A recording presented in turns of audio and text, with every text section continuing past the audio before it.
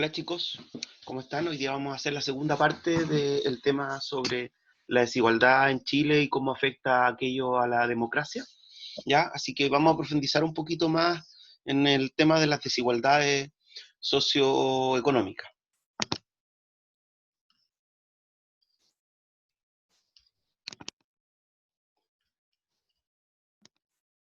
Recuerdan que la semana pasada hablábamos del tema de la desigualdad entendida en la multicausalidad principalmente y no solamente refería al tema de la inequidad, ¿ya?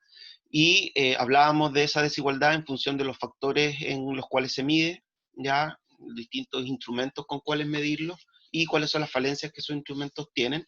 Y hablábamos de esta desigualdad en Chile comparativamente con otros países del mundo. Ahora, aquí partimos un poco con el problema de lo que queremos discutir en esta clase, ¿ya? Y esto está en un estudio que hizo Naciones Unidas, el programa de Naciones Unidas, en el año 2017, que se llama Desiguales, ¿ya? Y en el capítulo de Chile se refiere y plantea lo siguiente. En Chile, decir que el país es desigual es una obviedad. La desigualdad es parte de su fisonomía histórica, un rasgo estructural del orden social desde sus inicios hasta nuestros días. Para los habitantes es un elemento esencial de cómo entienden el país donde viven y la posición en que ocupan en la sociedad, ¿ya? O sea, que nosotros nos estructuramos desde el origen de nuestra historia, desde la independencia en adelante, a través de las desigualdades, ¿ya? En la forma en cómo se ha concebido la desigualdad.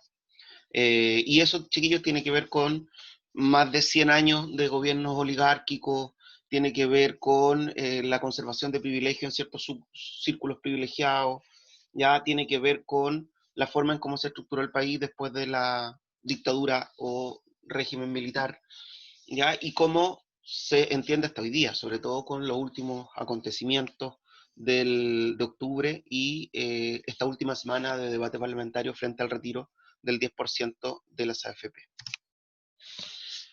Por eso que nosotros, bajo esa decisión, vamos a hablar de Chile como el paraíso no cumplido, ¿ya?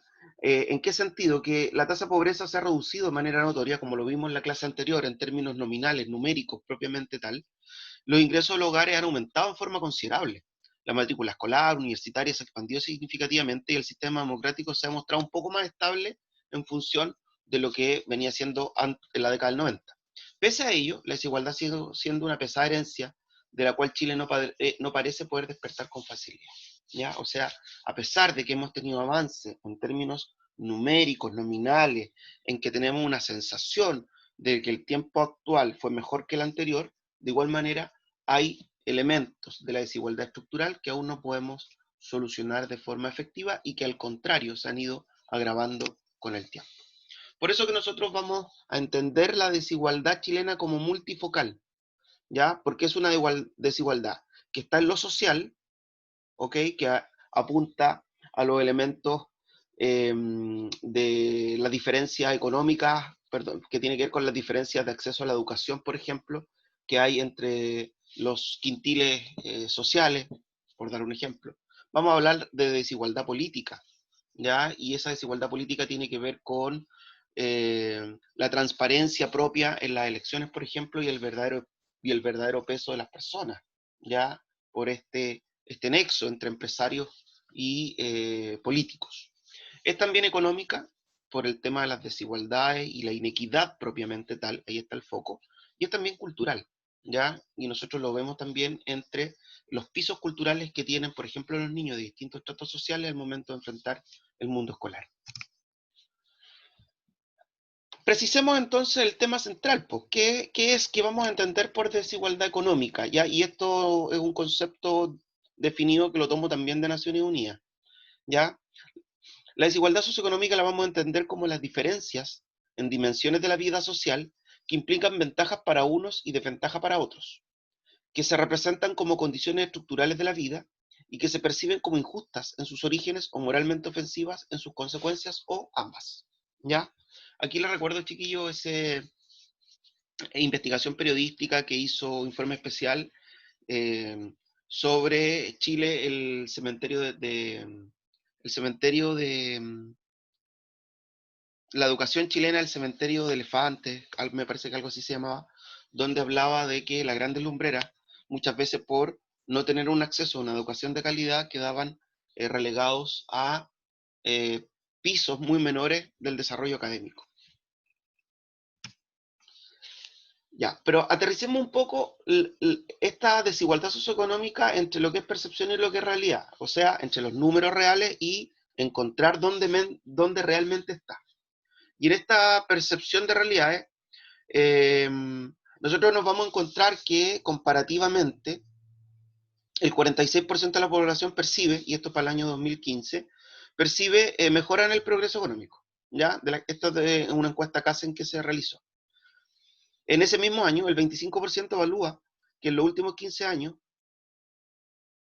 eh, evalúa los últimos 15 años como decentes. Y 2/3 de ese 25% cree que sus hijos lograrán tener una mayor posición social que la suya.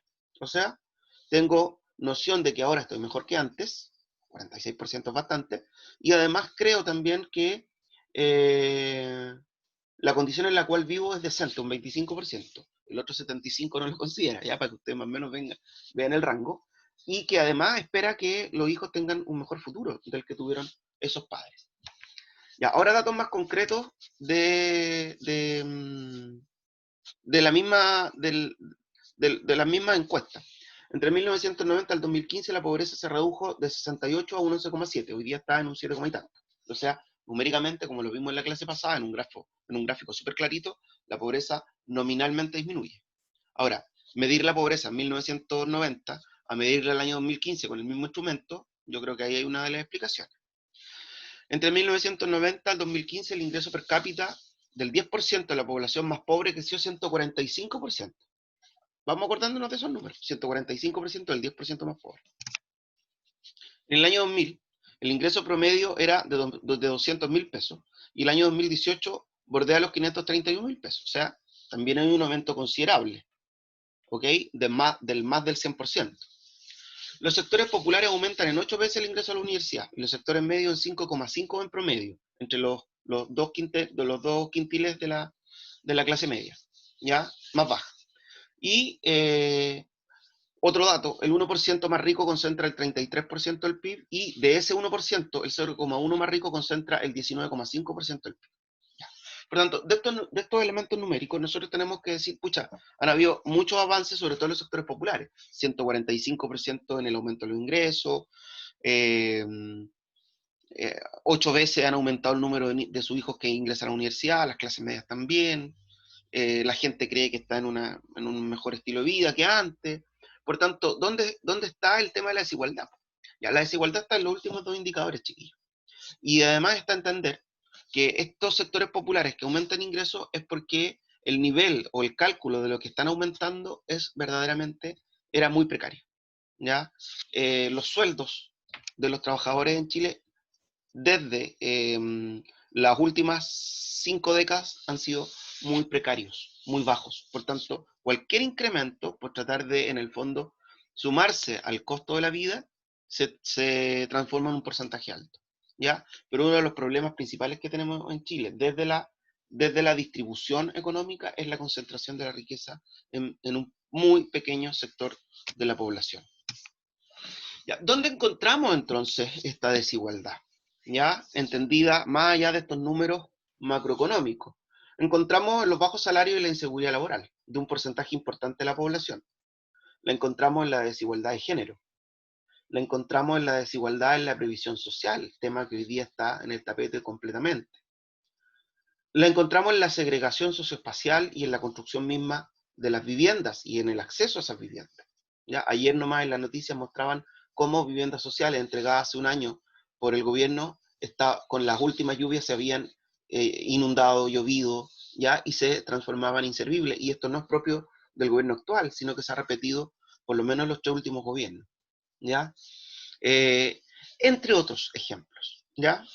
Yo creo que donde podemos hacer más notorio, chiquillos, es el tema de la educación, que yo no lo puse acá como una problemática socioeconómica, en la medida de que podemos notar claras diferencias en los niveles de financiamiento y de propiedad de los colegios en cuanto a la calidad, más allá de las escuelas bicentenarios que ha tratado de crear el gobierno, donde solamente se puede atender a un número muy pequeño de estudiantes, que además son seleccionados para poder estar en ese sector o en ese privilegio de colegio, porque en el resto de los colegios no se selecciona.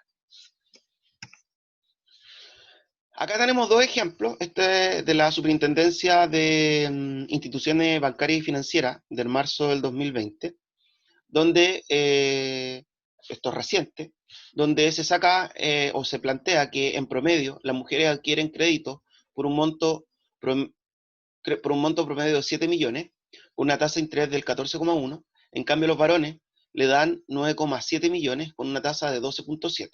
En el plazo los hombres tienen 50 meses promedio, dos más que las mujeres. O sea, hay una discriminación de género a un mismo nivel de sueldo, a una misma edad, porque eso es el estudio que hace la Superintendencia de Bancos e Instituciones Financieras, pero las mujeres son discriminadas.